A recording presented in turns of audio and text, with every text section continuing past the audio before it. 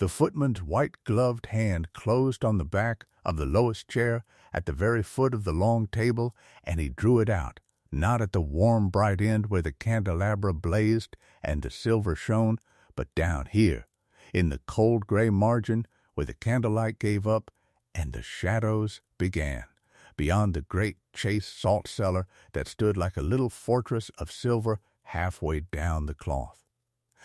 And into the hush that fell across 200 feet of damask and crystal and waiting faces, the Dowager Duchess of Ravensmere lifted her papery chin, looked the length of her own table at the slight gray figure standing patient beside that drawn-out chair, and said, in a voice pitched to carry to the last man at the far wall, there below the salt, "It is, I think, the seat that suits her." And the great hall laughed.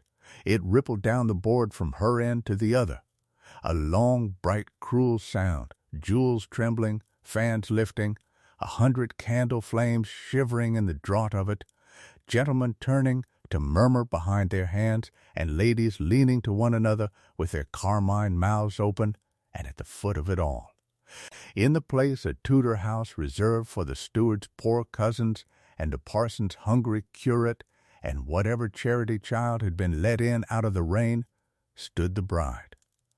They had set her below the salt. There is no need to explain to you what that meant in such a house, in such a year, with the whole county watching. To be seated below the salt was to be told, before God and the bishop and every neighbor who would carry the tale home in his carriage, that you were not gentle, not worthy, not one of us, that you might eat the leavings at the cold end and be grateful, but you would never be salt of this table nor blood of this name. It was a sentence passed in silver, and the woman against whom it was passed simply inclined her head, gathered her plain dove gray skirt in one ungloved hand, and sat down. No flush of shame climbed her throat, no tears stood on her lashes. She did not look to the bright end of the table for rescue, nor down at her own empty plate to hide. She sat with her long neck held very straight and her gray-green eyes wide and steady and unhurried, and at the corner of her mouth, if you had been close enough to see it, and almost no one was, there sat the faintest knowing half-smile, the smile of a woman who has heard a door close and knows, where others do not, that she holds the key. Watch her, in these first few minutes, more closely than the laughing Duke's daughters would ever trouble to. For everyone in that hall looked at Theodosia and saw a beaten thing, a low-born nobody put in her place, and every one of them was wrong. What they took for meekness was patience, and the patience was not the patience of the broken, it was the patience of the hunter who has all night, who has counted the candles and the courses and knows exactly how many remain before the toast. She had not come to this table to be shamed.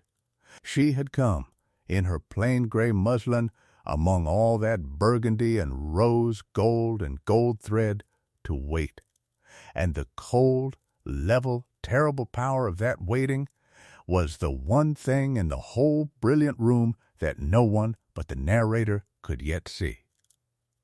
Keep her face before you as this story turns, because everything that is about to break in this house will break through her, and you will not want to look away when it does. So settle in beside me at the cold end of the table, where the candle gutters and the maid's keys click softly at her waist, because what these glittering people have done tonight, in their certainty, is seat the truth below the salt, and the truth has very good eyes. Now, let me show you why it was done.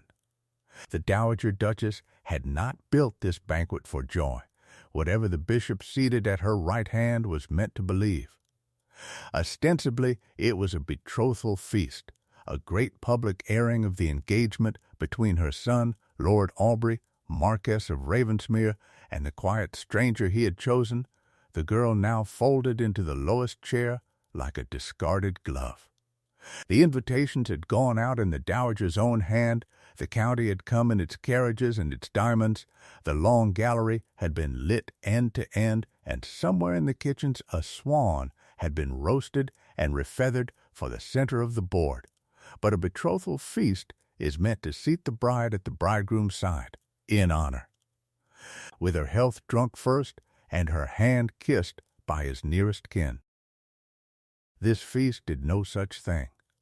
This feast had been engineered, course by course and seat by seat, to do the precise and surgical opposite, to break the match in the only way a match between gentlefolk could be broken without a word of open command, by humiliation so complete, so public, so witnessed, that no woman of any spirit could survive it, and no man of any name could be expected to marry what was left. The dowager meant her son's bride to flee the table in tears before the cloth was drawn, and she meant the whole shire to watch her go, so that by morning it would be settled fact in 40 drawing-rooms that the creature had shown herself common, had crumbled, had proved unfit, and the engagement mercifully at an end. And she had not left the bright end of the table empty against that happy hour. No, for there, at the dowager's own left hand, high above the salt, in the full blaze of the candles, sat the reason for all of it. Miss Cassandra Vane. You could not have failed to find her in that room if you had been blindfolded and led to the door, for she had been placed, dressed, and lit to be found. She sat tall and statuesque and gleaming in shimmering rose-gold silk shot through with copper, the low neckline slipping off her white shoulders, the bodice and encrusted thick with gold embroidery and ropes of seed pearls, a parure of pink topaz and diamonds flashing at her throat and ears and wrists each time she turned her head, and she turned it often, the better to be admired. Glossy raven ringlets were piled into a tower threaded with pearls and pinned with a tall jeweled comb. Her great dark eyes were brilliant and hard and tireless, and behind a carved ivory and gold fan she lifted, again and again, to laugh down the length of the table at the small gray figure at its foot. This was the dowager's true candidate. New money, and a great deal of it, fresh from the docks and the funds and the shining new mills of the North, scrubbed and gilded and hungry to be old, a fortune looking for a coronet to sit on, and a coronet looking for a fortune to gild it, and the two of them, the burgundy matriarch and the rose-gold heiress, had recognized each other across a crowded season the way two predators recognize a shared appetite. Cassandra Vane was to be the Marchioness of Ravensmere. That had been decided in the dowager's mind long before the swan was killed. Tonight's banquet was merely the machinery, the bride below the salt the lever, the laughing county the witness, the whole evening a single elegant engine built to crush one woman so that another might be lifted, glittering, into her place. And the engine was running beautifully. The laughter came again, a fresh peal of it led from the high end by Miss Vane's bright fan, as some jest was made too low for the foot of the table to catch, but plainly aimed at it, and a young gentleman near the salt repeated the word muslin with a curl of his lip, as though her plain gray gown were a stain on the cloth. Down where Theodosia sat, the candle was a poor tallow stub, not the good wax of the high table, and it smoked. The footman here moved less often and brought the cooling dishes last. And yet, here is the thing I would have you mark. Here at the cold end, where the great folk never look, there was a small kingdom of the unseen, and in it Theodosia was already quietly a queen. For when a sturdy gray-haired lady's maid in a frilled white cap and a spotless apron set down a dish of something gone tepid at her elbow, with the brisk, careful step of a woman who has served below the salt all her life and missed nothing that happened above it, Theodosia turned and looked at her. Really looked, eye to eye, the way the high table never once that night looked at any servant, and said, low and even and warm, "Thank you, Marjorie. You needn't have troubled to bring it down so far." And the maid, Marjorie Cole, who had set 10,000 dishes before 10,000 fine ladies and been thanked by perhaps 3 of them, stopped quite still for the space of a breath, her snapping brown eyes going soft and startled in her ruddy, shrewd face, because the lady below the salt had known her name. The dry remark that lived always at the corner of Marjorie's mouth did not come. She bobbed, instead, a small, unguarded curtsy she had not planned to give, and as she straightened she let her shrewd gaze travel up the length of that bright laughing table and back down to the gray girl at its foot, and something in her hard, kind eyes shifted and settled, the way a weather vane settles when at last it finds the wind. Whatever was happening here, Marjorie Cole had just chosen her side. And then the wine came. A footman in the full Ravensmere livery moved down into the cold margin to fill the bride's glass. A tall young man, lean and very straight-backed, in the long, stiff bottle-green coat with its deep scarlet cuffs and collar, its 2 rows of polished silver-crested buttons. The looped gold aiguillette bright on his right shoulder, his powdered hair clubbed severe at the nape, and his white-gloved hand perfectly steady on the neck of the decanter. He bent to pour. The dark wine climbed the glass, and Theodosia, who had let the whole hall's cruelty break over her without once lifting her eyes to it, lifted her eyes now to him.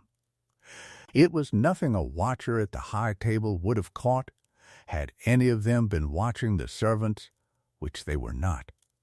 Only a footman pouring, only a lady glancing up.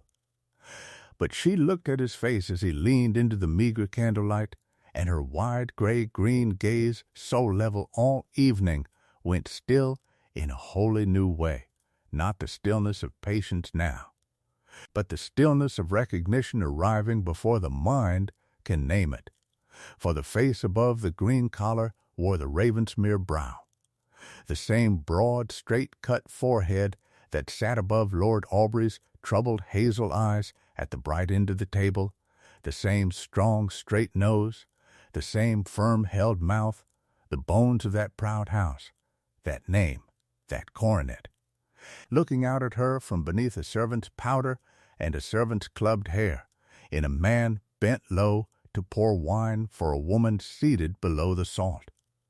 The resemblance was unmistakable once seen, and Theodosia had seen it. Their eyes met and held, a beat too long, longer than a footman's eyes have any business holding a lady's, longer than was safe. And in that held look there passed between the gray bride and the green-liveried servant something the whole laughing, brilliant county above the salt would have given its diamonds to understand and could not, because not one soul in that hall knew what these 2 alone were beginning to know. The young man's throat moved, the decanter trembled the smallest possible tremor, and was stilled. And at his collar, as he straightened, the candle caught for half a heartbeat on a thin, worn leather cord that vanished beneath the bottle-green wool, a cord, and the dull gold glint of something old and round threaded upon it, hidden against his chest. Theodosia's gaze flicked to it, and away, and her composed face did not change at all. But under the cream-wool shawl her ungloved fingers had gone very quiet against the cloth, the way a hand goes quiet when its owner has just understood that everything she came here believing was true. She lowered her eyes back to her smoking tallow candle.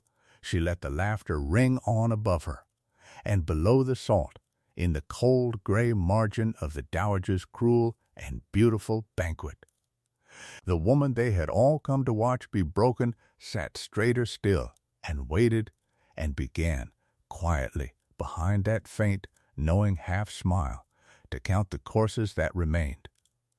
The second course came up from the kitchens on a tide of silver, and with it came the toasts. The Dowager Duchess of Ravensmere lifted her glass first, as was her right. The candlelight breaking gold against the wine burgundy silk of her bodice and the diamonds at her throat. And she let the rim of the crystal hover at her thin lips for a long, deliberate moment before she spoke, so that every eye in that long, bright room would settle where she wished it to settle. "To my son," she said, in a voice pitched to carry the full length of the table, smooth and cold and certain, and to the happiness he so richly deserves, a happiness that knows its proper place. And here the pale ice-blue eyes traveled, slow and unhurried as a blade drawn from a sheath, all the way down past the gleaming epergne and the banked white roses and the ranks of polished plate, down past the silver salt-cellar that divided the worthy from the rest, down to the foot of the great table where Theodosia sat alone in her dove-gray muslin among the lesser folk. And there the dowager let her gaze rest, and let it be seen to rest, so that the meaning could not be mistaken by the dullest guest in the county. A ripple of knowing laughter answered her. It moved up the table like wind through barley, polite and cruel, and at its glittering head Miss Cassandra Vane lifted her carved ivory and gold fan and laughed behind it. Her hard, brilliant, dark eyes shining over the painted sticks, her bare rose and white shoulders catching the light, every rope of seed pearl in her tower of raven ringlets trembling with the pleasure of it. How very generous of her grace, Cassandra murmured to the gentleman beside her, just loudly enough to remember that the table has a foot at all. More laughter. A glass or two raised in mock salute toward the gray margin below the salt. And Theodosia, who had been watching all of this with her large gray-green eyes, wide set and steady and entirely without heat, inclined her head a precise half-inch toward the dowager's toast, as a guest acknowledges a host, and lifted her own plain glass, and drank a small, composed sip of the thin wine they had thought fit to pour her, and set it down again without a tremor. She did not flush. She did not look away. She let the laughter ring on above her and break against her stillness like water against stone. And behind her faint, knowing half-smile she went on reading the room the way a clerk reads a ledger, noting who laughed loudest and who did not laugh at all, noting the bishop's troubled glance, noting the empty chair by the door, noting, above all, the path the wine took from the sideboard to her cup, and the grave young man who carried it. Below the salt, at her left hand, Marjorie Cole, the lady's maid, filled a water-glass that did not need filling, and bent close under the cover of it, and said in a dry murmur meant for Theodosia's ear alone, "There's a deal of generosity in this house tonight, miss, and not a thimble of it on your plate. I've served 40 years, and I never yet saw a duchess work so hard to be witty. A body would think she'd something to prove." Her snapping, bright brown eyes flicked up the table and down again, missing nothing. And her mouth sat on the very edge of a remark she was too well trained to finish. "Eat your soup, miss, while it's hot. They'll have given you the thin end of the tureen, but cold is cold, whatever the broth." And Theodosia, for the first time that evening, let the half-smile reach a fraction further, and said very low, "You are kind, Marjorie. Kindness is rarer here than diamonds, and worth a great deal more before the night is out." The maid blinked at that, at something in the calm certainty of it, and straightened, and went on serving, and watched the young woman in gray rather more closely after. It was then that Lord Aubrey rose from his place near the head of the table. He did it without announcement and without looking at his mother. Unfolding his tall, well-made frame from the gilded chair, the candlelight running along the silver buttons of his midnight blue coat and the embroidered vine of his cream waistcoat, and a small, attentive silence opened around the movement, for it was not in the script the dowager had written. She had set the seating with her own hand. She had decreed who might cross to whom, and in what order, and the foot of the table was meant to be a place one did not walk to, a cold country no person of consequence would visit. Lord Aubrey walked to it. He came down the long length of the room past the salt and past the staring faces, his easy athletic carriage gone careful and deliberate, his clear hazel eyes fixed on the slight gray figure at the foot, and he stopped before Theodosia and bowed to her. Bowed properly, fully, as a man bows to a woman he honors, not the curt nod one flicks at a poor relation. "Miss Theodosia," he said, and his voice, though quiet, carried in the hush. "I find the head of my mother's table-dull company tonight. I had hoped you might tell me again what you told me in the long gallery this afternoon about the heron on the lake." "I have thought of little else. It was a small thing and a vast thing at once." The Countess saw a Marquis leave the warm, bright heart of the banquet to stand at its cold edge and speak to the disgraced bride as though she were the only person in the room worth speaking to, and the Countess did not know what to make of it. The dowager's certainty flickered, just once, in the muscle of her jaw. And the narrator must tell you here a truth that the room could not yet see, for it lived behind Lord Aubrey's troubled brow and would not be spoken aloud. He had not come to the foot of the table because he had learned anything of who she was. He knew nothing of registers or ravens or drowned daughters, he believed, as all of them believed, that Theodosia was a quiet girl of obscure birth and no fortune whom his mother despised and meant to cast off.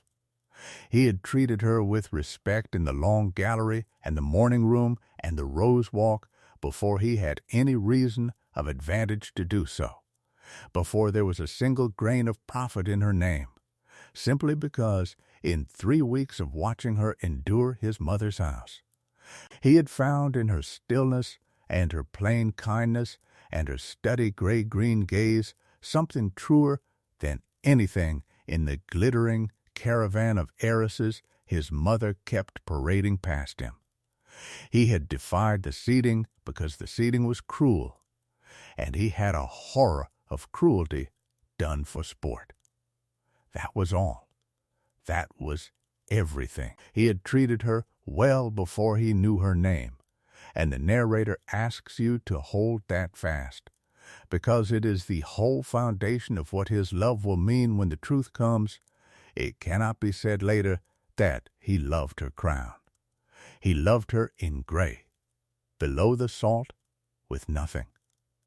And Theodosia, looking up into that open sun-warmed face and those thoughtful, troubled eyes, felt something in her own composed chest move that she had not budgeted for in any of her careful plans, a warmth she would have to set carefully aside until her work was done. "The heron, my lord," she said softly, was patient. It stood in the cold shallows a very long time, perfectly still, until the moment came that it had been waiting for. And then it was not slow at all. Their eyes held. Up the table, Cassandra Vane's fan had stopped moving. The footman came to refill her glass.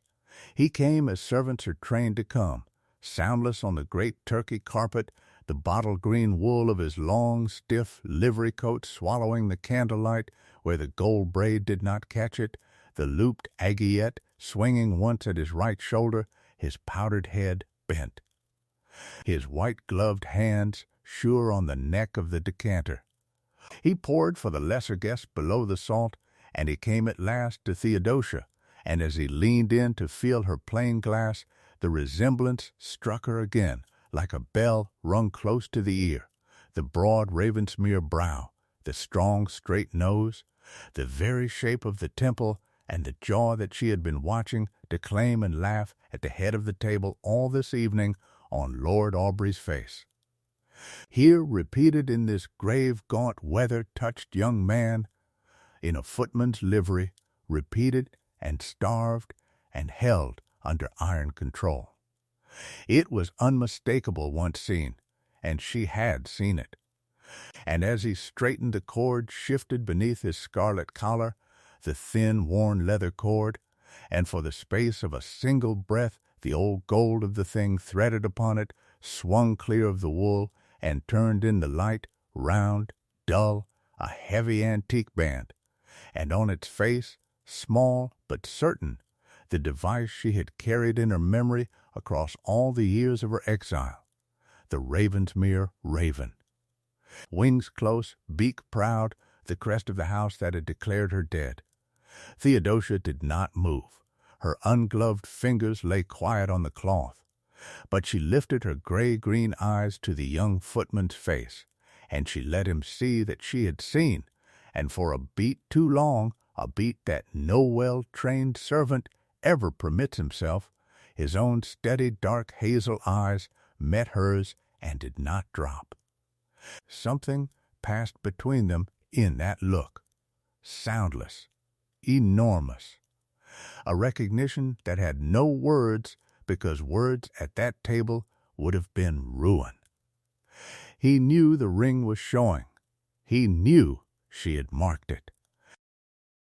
And she knew, from the flare of fear and wild fragile hope that crossed that controlled face before he mastered it, that he knew what it meant. That he was not merely a servant who had found a trinket, but a man who had been hidden, who had been buried under livery and silence, who carried his own true name on a cord against his chest because it was the only place, in this house, it was safe to. "Keep it. Your wine, miss," he said, very low, the formula of his station, and beneath the formula his voice shook by the breadth of a hair. "Thank you," Theodosia answered, just as low, and then, softer still, words for him alone under the cover of the laughter rolling down from above, "You pour very steadily. A house may forget a face for 20 years. A face does not forget itself." The decanter trembled once in his white-gloved hand. He bowed his powdered head and withdrew, soundless again, back into the wall of servants, where the great and gilded are taught never to look. And Marjorie Cole, who missed nothing, watched him go and watched her young mistress's still gray face, and said nothing at all, but tucked the whole exchange away behind her shrewd, ruddy features for later, and thought to herself that there was a great deal more standing below the salt of this table tonight than the Dowager Duchess of Ravensmere had reckoned on, and the Dowager, at the head of her own creation, was reckoning. The narrator will take you behind that high, cold face now, behind the lifted jaw and the perpetual line of disdain, into the place she let no living soul see. She performed certainty as a great actress performs a part she has played 10,000 nights. The smooth toasts, the slow contemptuous glances, the diamonds and the garnets, and the single dark ostrich plume nodding above her tight silver rolls, and she performed it flawlessly, and beneath it, tonight of all nights, something old and cold had begun to stir. She had not liked the look of the quiet gray girl from the first. She could not have said why.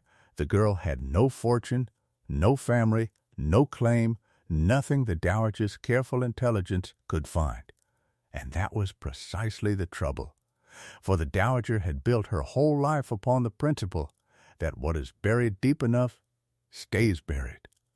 And a person with no findable past was a person who had been hidden, and the Dowager knew exactly how thoroughly a person could be hidden, because she had done it herself. She let her gaze drift, against her own will, to the young footman pouring at the foot of the table, and a small muscle tightened beside her eye. She had told herself for 20 years that the matter was closed. A frail midwife paid and sent far off into the western villages, a small grave with a small false stone. A son declared drowned in the cold lake before he could speak or remember or inherit, so that her own boy, her Aubrey, born after, might have the title and the lands clean and whole. She had signed nothing. She had spoken to no one. She had been so careful. And yet here, at the banquet of her triumph, with the bishop at her right hand, and the solicitors down the board, and the whole assembled county come to witness her son's good fortune, the Dowager Duchess of Ravensmere felt for the first time in 2 decades the thin, cold draught of a door she had believed nailed shut forever, and she did not know from where it came. And she lifted her glass again and pitched her voice to Carrie, and made another cruel and witty jest at the gray girl below the salt, louder than the last, because a frightened woman who has built her power on a lie will always strike hardest at the thing she cannot name. And down at the foot of the cold gray margin of the table, beneath the laughter she had loosed, Theodosia drew the cream-wool shawl a little closer, and under it her quiet fingers found the small flat shape sewn into the lining at her breast, the folded page, the christening register copied true in a faded hand, the first of the 3 things she had brought into this house, and she pressed it once lightly to be sure of it, and went on counting the courses, and went on watching the door by which an old woman from the village would, before the toasting was done, be brought in out of the dark. Below the salt, where the candlelight thinned to a gray dusk and the silver-crested platters gave way to plain pewter, the work of the evening was being done by hands no one at the high end of the table troubled to watch. Marjorie Cole moved between the sideboard and the foot of the great board, with her ring of small keys whispering against her apron, and twice she bent close to refill a cup that did not need filling, and twice her snapping brown eyes flicked to Theodosia's face and read there the thing she had been told to wait for, and each time she straightened and carried her empty ewer back through the low service door into the heat and din of the kitchens, as though she had business there, and no other. She had business there. In the scullery passage, where the spit boys sweated and the great copper pans hung dripping, an old woman from the village sat very small upon a 3-legged stool, with a gray knitted shawl pulled tight across her thin shoulders, and her knotted work-worn hands lay folded in her lap as if she were afraid to let them loose, and her faded watery blue eyes went again and again to the green baize door, beyond which the laughter rose and fell like a tide she had once helped to set in motion. Mrs. Abigail, who had not been inside the walls of Ravensmere in 20 years. She had sworn the last time, kneeling on the cold flags of the still room with a purse of guineas growing warm in her fist, and the dowager's ice-blue gaze upon the crown of her bowed head, that she would never come again. And she had kept that promise by staying away and growing old and letting the lie set hard inside her like a stone swallowed whole. But a sharp-faced maid had come down to the village 3 days since with a quiet word and a name, and the name had been one Abigail who believed buried under the cold water of the Raven these 20 years, and at the sound of it the old woman had wept into her apron and said, "God forgive me, is she truly living. And then she had come. Because there are some debts that will not let the body rest until they are paid, into the very mouth of the house that had bought her silence.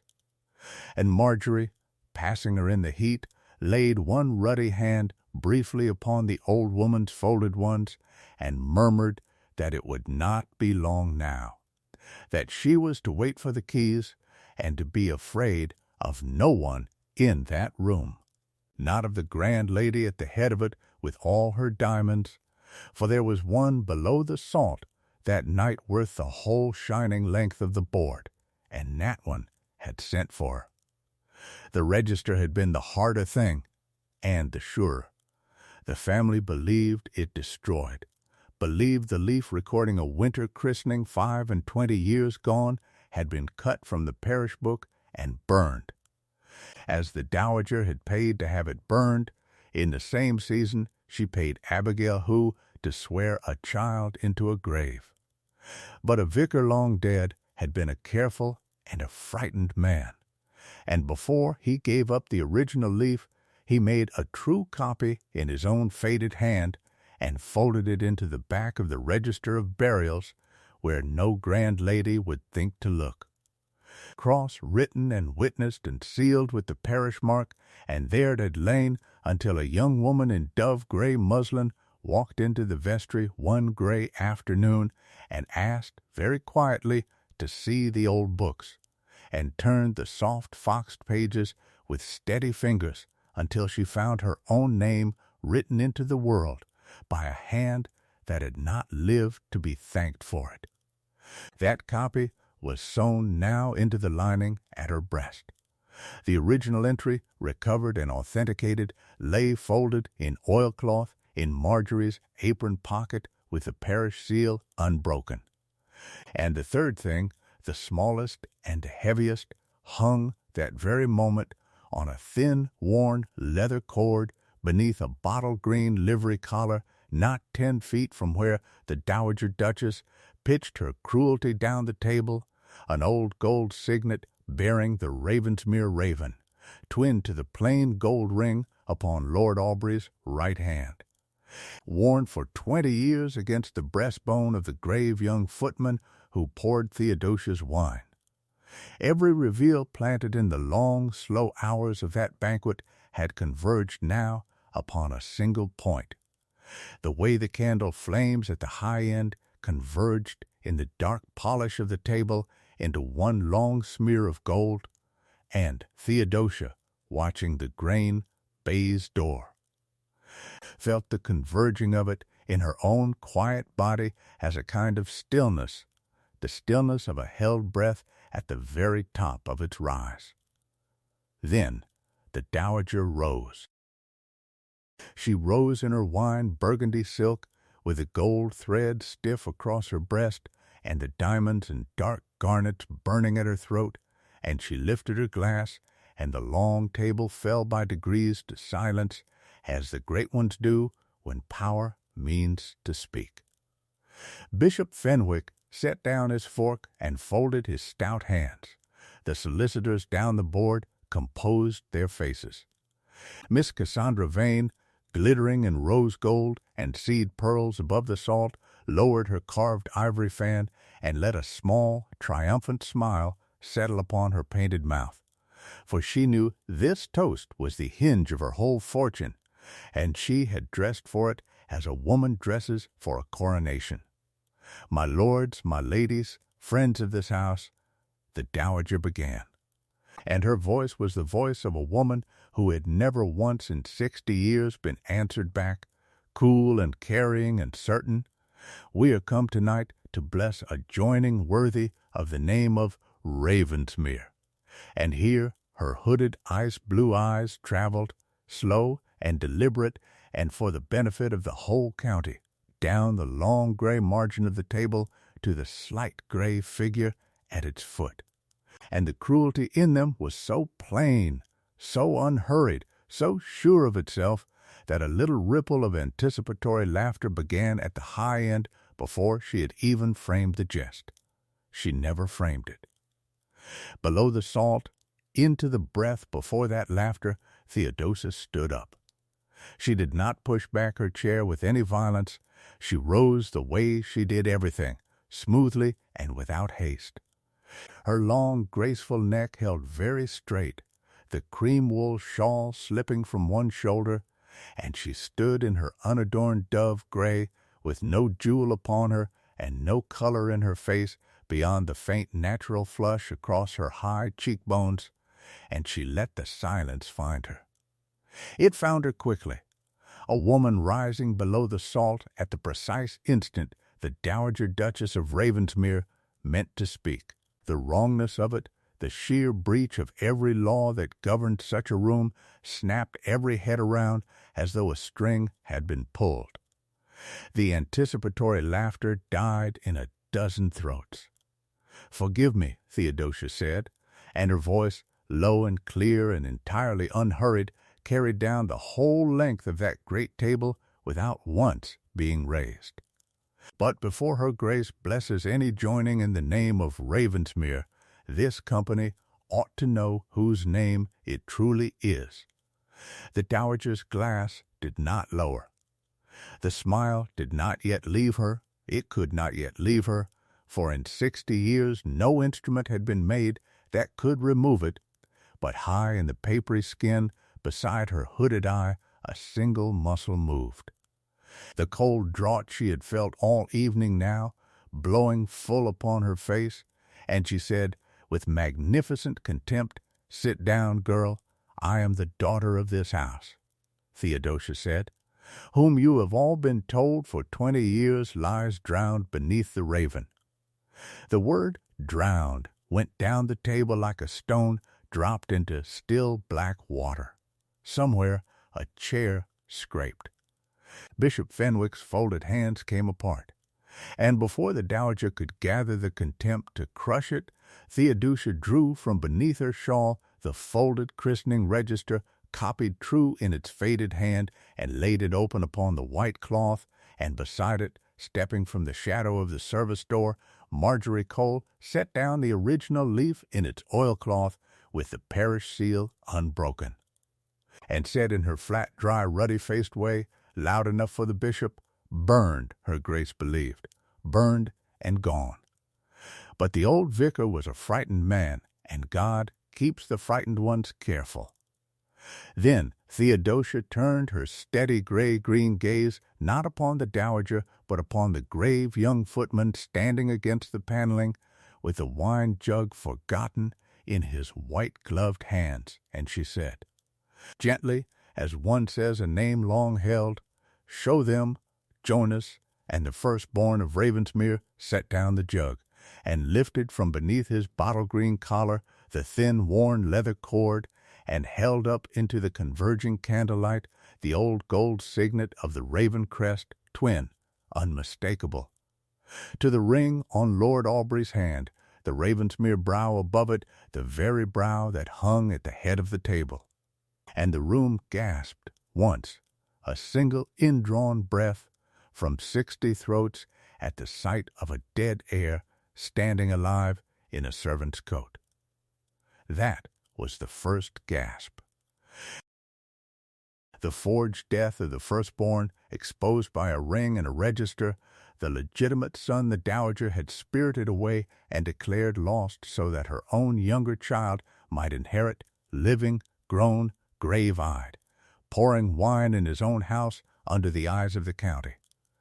The solicitors were on their feet. Cassandra Vane's painted smile had gone to chalk, her borrowed power, which had never been hers but only lent to her by the Dowager's favor, evaporated in the single instant the room's attention turned away from her glittering rose gold and toward the foot of the table, and she looked suddenly, and exactly like what she was, a handsome new money girl seated very high at a table that no longer belonged to the woman who had seated her. And the Dowager's certainty cracked at last in full view of every soul she had ruled. The glass came down. The lifted jaw came down with it by a single fatal degree. "That is a servant," she said, And for the first time in the memory of any person in that room, her cool, carrying voice had a hairline through it, a thin, high seam of something that had not been there in 20 years. "That is some hired creature these two have dressed in a ring? No," said Theodosia, into the breaking of her, still without raising her voice. "He is your husband's lawful son, born here, christened here in the winter before I was. And you know it, madam, for you carried him from this house yourself." But the deeper turn had not yet come, and Theodosia let the room hang an instant upon the edge of it.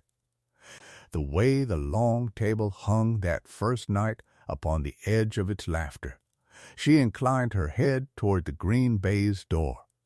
Marjorie Cole turned the ring of keys at her waist so that it chimed once, clear, a small, bright sound in the held silence, and at that signal the low door opened, and out of the heat and the dark of the kitchens, small and stooped and thin as a reed, leaning upon the door-frame with one knotted hand, came an old woman in much darned brown homespun, whom 3 or 4 of the older county faces knew at once and could not at first believe they were seeing. Mrs. Abigail, who lifted her deeply lined, frightened face to the blaze of the high table, and her faded, watery eyes found the dowager's. And 20 years of swallowed stone came up out of her at last. "I laid that child living in another woman's arms," she said, and her old voice shook and did not stop, "and I was paid by her grace to swear he drowned, and paid again to swear the little maid drowned after, and I have carried both their souls on mine these 20 years." And the second gasp went through the room far deeper than the first, a low, terrible sound, the sound of a whole county understanding in one stroke that the noble line they had come to celebrate had been founded upon a purchased lie, and 2 children declared dead by the very hand that bore them.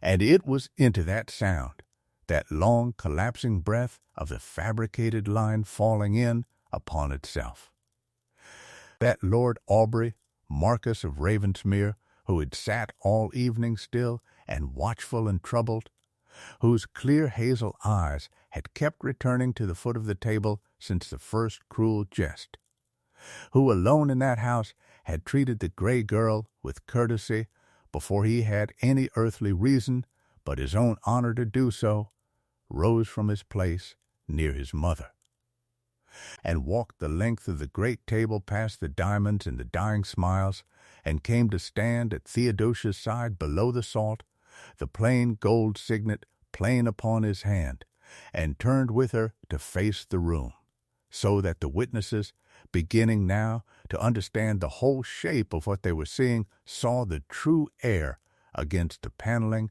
and the true daughter at the foot, and the Marquess himself standing with them.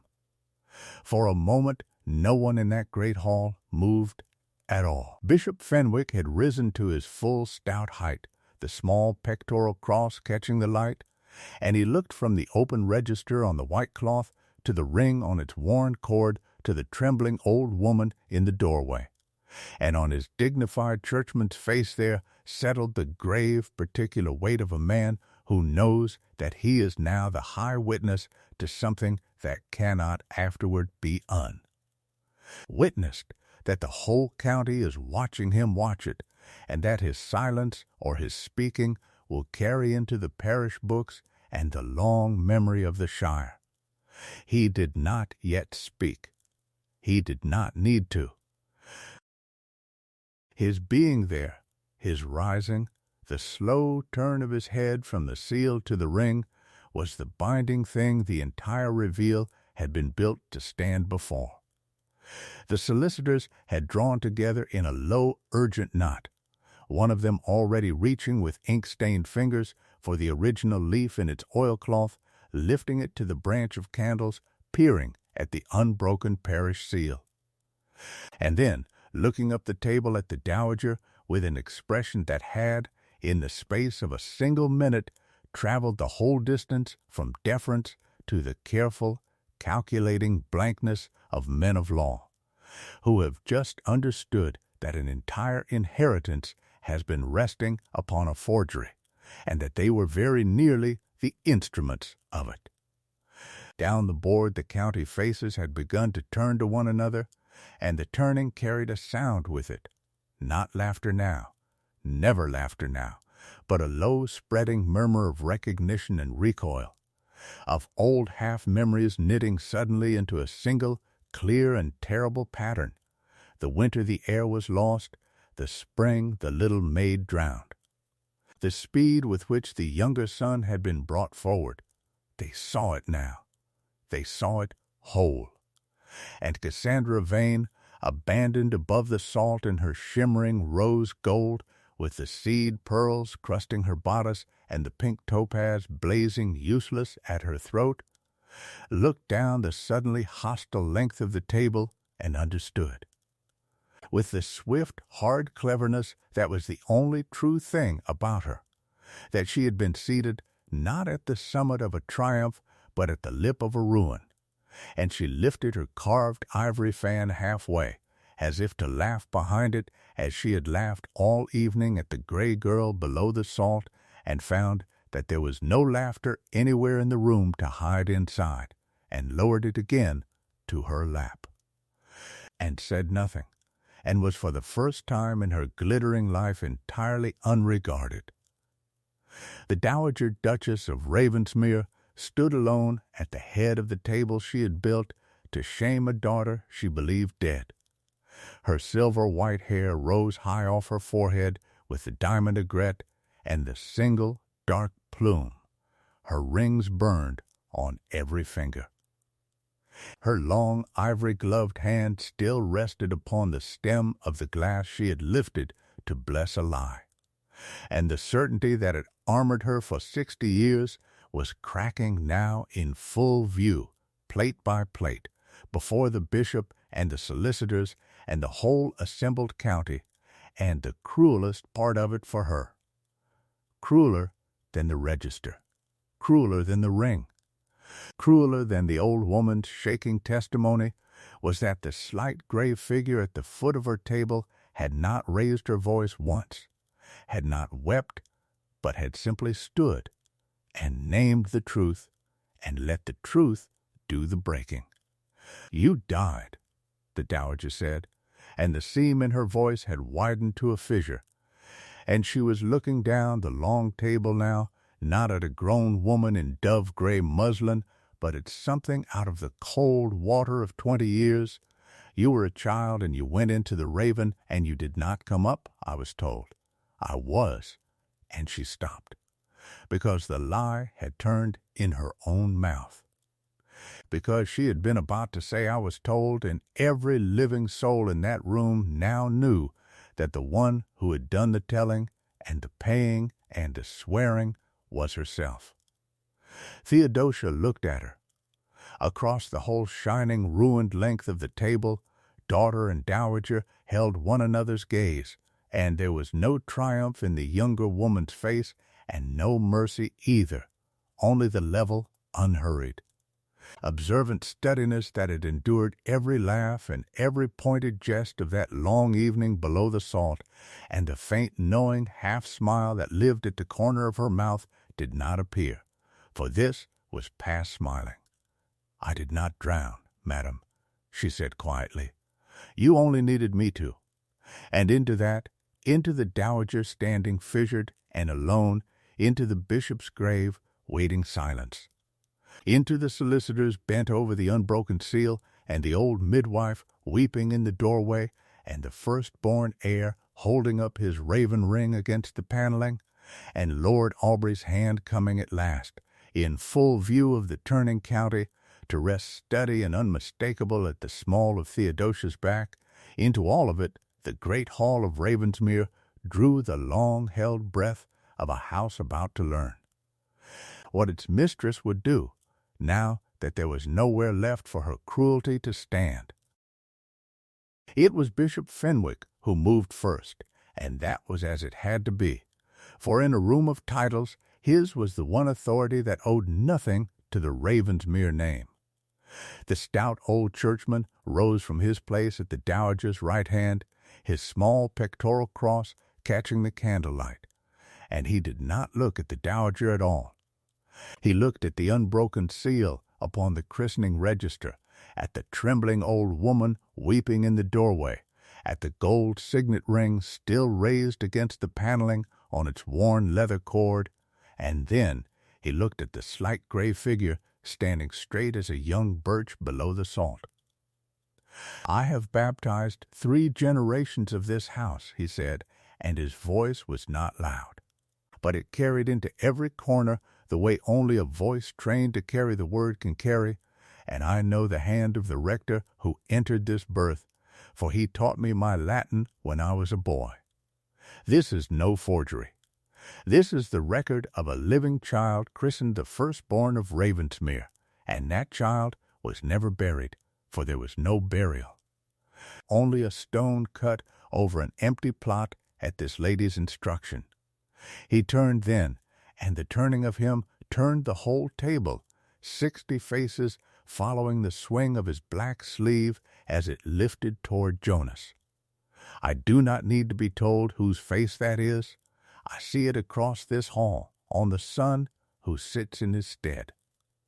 And down the long board where Lord Aubrey had risen.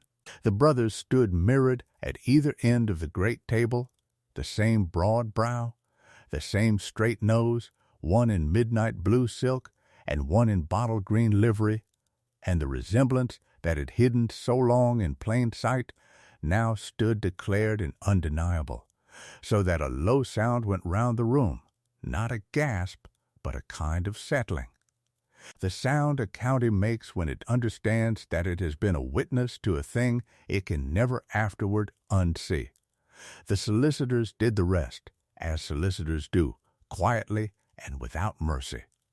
The elder of the two, a dry gray man named Pinchback, who had served the estate for 30 years and had signed, in good faith, the very papers that disinherited a living man, rose with the register held flat upon both palms as though it were hot. The entail, he said, is to the firstborn of the body, lawfully begotten. I drew it myself. There is no discretion in it. There never was. He set the book down upon the white cloth between the silver dishes, and he laid his own seal stamp beside it, and that small heavy click of brass on oak was, in its way, louder than the bishop's sermon, for it was the sound of the law itself coming down on the side of the truth. And so the two falls happened in the one moment, in the one room, before the one set of witnesses, which is the only kind of justice that can never be argued away in a drawing-room afterward, for a thing whispered can be denied. But a thing seen by the bishop and the solicitors and the whole assembled county at the engagement toast becomes, from that instant, simply what happened.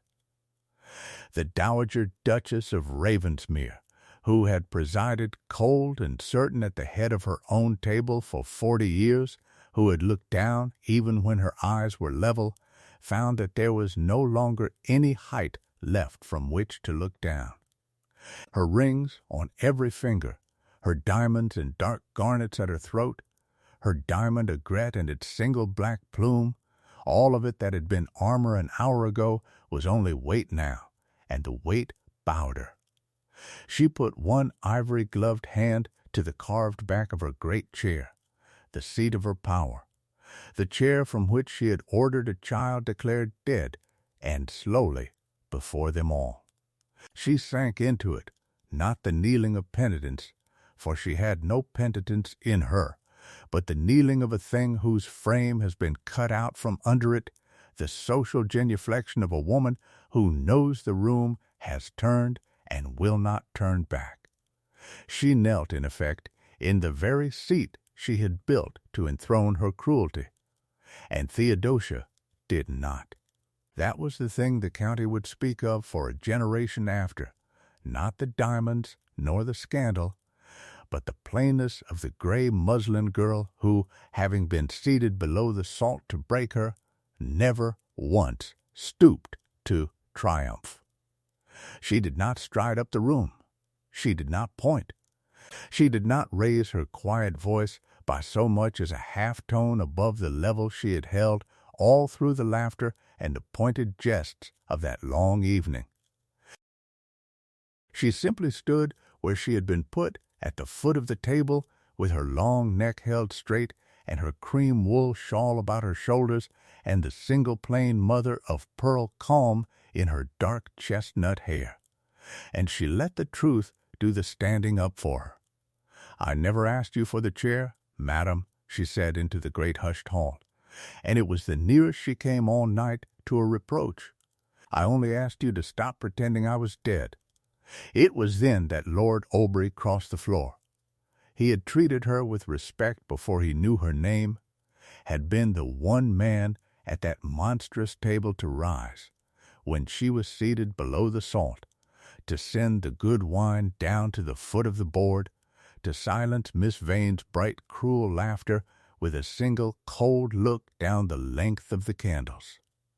And he had done it not knowing she was anyone at all, which is the only proof of a man's quality that is worth a farthing.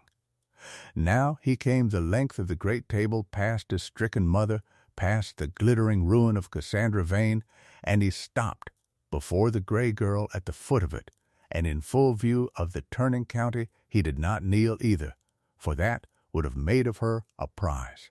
And she was no man's prize. He simply offered her his arm, his right hand bare, but for the single plain gold signet that was the twin of the ring on his brother's cord, and he said, "Lo," so that only the nearest could hear and the rest could only see, "I asked you to marry the woman who sat below the salt and did not flinch.